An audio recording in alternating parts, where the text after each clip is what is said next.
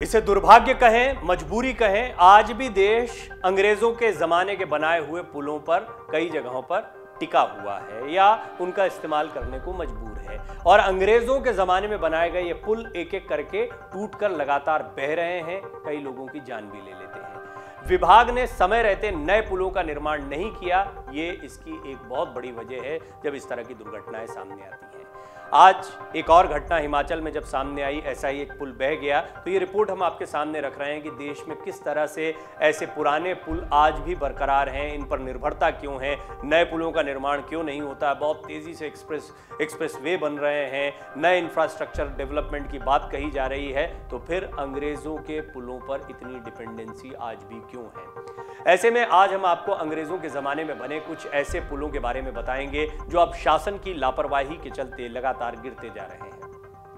अंग्रेजों के जमाने के कई पुल अभी तक गिर चुके हैं। और बात करें आज की घटना की, तो हिमाचल प्रदेश में देखते ही देखते कैसे अंग्रेजों के जमाने का एक पुल बह गया, वो सभी ने देखा। आज तस्वीरों ने सभी के रोंगटे भी खड़े कर दिए। हिमाचल प्रदेश के कांगड़ा जिले में भारी बारिश से आई बाढ़ के चलते पंजाब और हिमाचल की सीमा पर चक्की नदी पर बना 800 मीटर लंबा रेलवे पुल शनिवार सुबह ढह गया। चक्की में अचानक आई बाढ़ ने पुल का कमजोर खंभा बहा दिया। इसके साथ ही पुल का नया पिलर बनने तक पठानकोट और जोगिंद्रनगर के बीच नैरो गेज ट्रेन सेवा बंद रहेगी। हालांकि पुल में दरारें आने के कारण 1.5 हफ्ता पहले रेल सेवा बंद कर दी गई थी और गनीमत है कि यहां से ट्रेन नहीं गुजर रही थी। इस पुल को 1928 में अंग्रेजों ने बनाया था, 1928 में। और नैरो गेज रेल लाइन पर पठानकोट और जोगिंद्रनगर के बीच प्रतिदिन 7 ट्रेनें भी चलती हैं।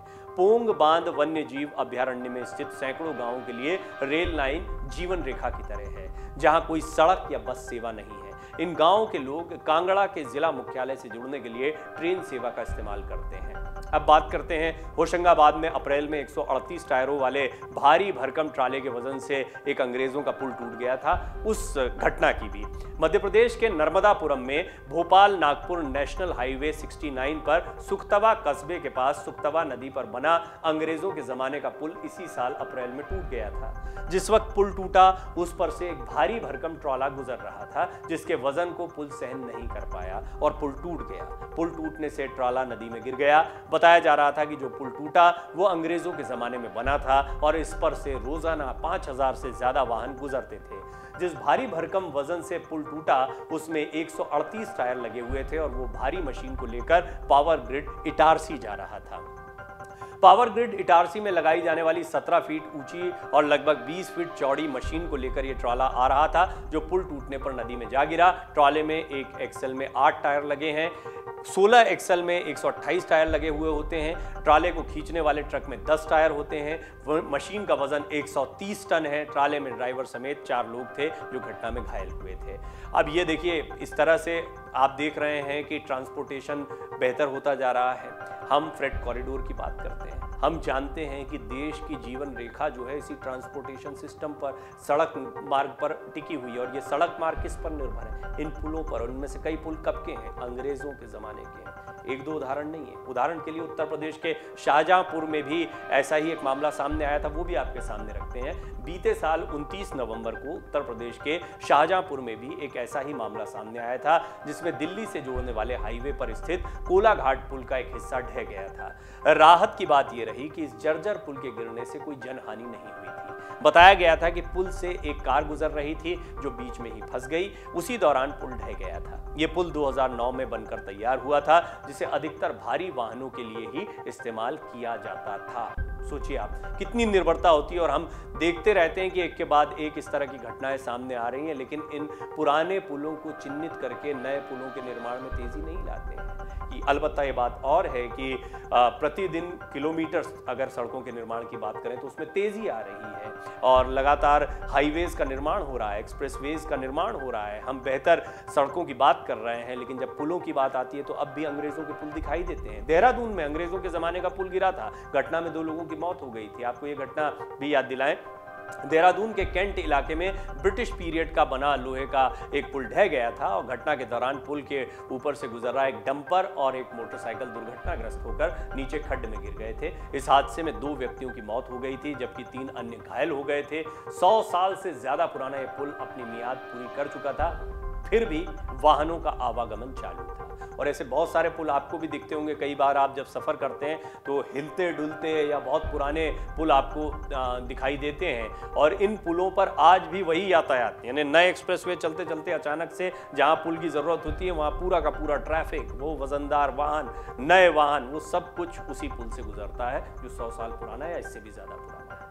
क्यों सही सलामत है अंग्रेजों के ज़माने के इंफ्रास्ट्रक्चर, ये भी सवाल उठता है। कई बार आपने सुना होगा कि देखिए इतने सालों पुराना है, आज भी चल रहा है, नए पुल गिर जाते हैं। इन सब के बीच ये सवाल उठता है कई बार कि अंग्रेज़ों के ज़माने की इमारत, पुल आदि इतने मजबूत कैसे हैं, जिसे आज भी इस्तेमाल किया जा रहा है, वो इस्तेमाल हो भी रहे हैं। बेशक इनमें से कुछ पुल गिर रहे हैं, लेकिन कई पर आज भी निर्भरता है, और शायद ये ठीक होते हैं या ऐसा लगता है कि इनकी मजबूती बेहतर है, इसलिए नए पुल का निर्माण नहीं किया जाता। ये भी एक तर्क दिया जाता है। ऐसा क्या है कि स्वतंत्र भारत में आज के समय में बनाई गई इमारतें और पुल, सड़क अच्छे से 10 साल भी नहीं चल पाते, और अंग्रेजों के 100 साल पुराने पुल भी चल रहे हैं या अब टूट रहे हैं?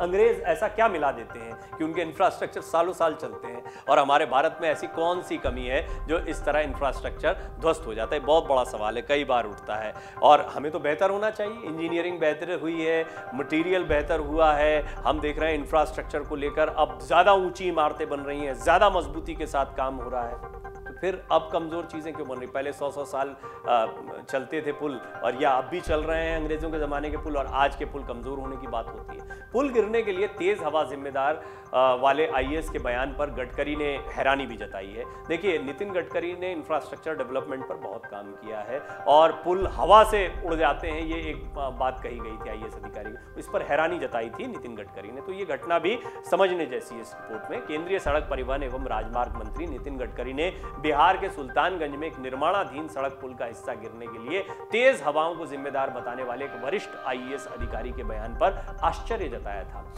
इसी साल 29 अप्रैल को सुल्तानगंज में गंगा नदी पर बन रहे एक सड़क पुल का एक हिस्सा आंधी के दौरान नदी में गिर गया था। गडकरी ने एक कार्यक्रम में कहा था, बिहार में 29 अप्रैल को एक पुल गिर गया था। अपने सचिव से इसका कारण पूछने पर उन्होंने जवाब दिया कि ऐसा तेज हवा और धुंध के कारण हो गया था। केंद्रीय मंत्री ने आश्चर्य जताते हुए कहा था कि एक आईएएस अधिकारी इस तरह के स्पष्टीकरण पर विश्वास कैसे कर सकता है। गडकरी ने कहा था, मैं समझ नहीं पा रहा हूं कि हवा और धुंध के कारण पुल कैसे गिर सकता है, जरूर कुछ गलती हुई होगी जिसकी वजह से ये पुल गिरा। उनका ये बयान बहुत महत्व का है। देखिए, निर्माण कार्य किया जा रहा है, अल्टीमेटली ठेकेदारों को ये ठेका दिया जाता है, अच्छी से अच्छी कंपनियों को ठेका दिए जाने की बात होती है। लेकिन यहाँ दो मसले अलग अलग चल रहे हैं। एक मसला है, नया निर्माण क्या उतनी अच्छी गुणवत्ता का नहीं हो रहा है। हालांकि नया निर्माण जो है उसकी गुणवत्ता बेहतर होनी चाहिए क्योंकि इंजीनियरिंग बेहतर हुई है, लेकिन अभी भी कई जगहों पर अंग्रेजों के बनाए पुलों पर निर्भरता ये ज़्यादा चिंता का विषय है। और हिमाचल की जो घटना आज हुई है, तो एक घटना, ऐसी कई घटनाओं को हमने इस रिपोर्ट में आपके सामने रखा। हम उम्मीद करते हैं कि आने वाले दिनों में इस तरह की घटनाओं से सबक लेकर इन पुराने पुलों पर निर्भरता को दूर कर बेहतर गुणवत्ता के मजबूत पुलों का निर्माण किया जाएगा, जिससे ऐसी दुर्घटनाएं दोबारा सामने ना आए। डाउनलोड करें अमर उजाला ऐप और पाएं खबरें लगातार। अगर आप ये वीडियो YouTube पर देख रहे हैं तो हमारे चैनल को सब्सक्राइब करें और बेल आइकन को दबाना ना भूलें। अगर आप Facebook पर ये वीडियो देख रहे हैं तो हमारे पेज को लाइक करें।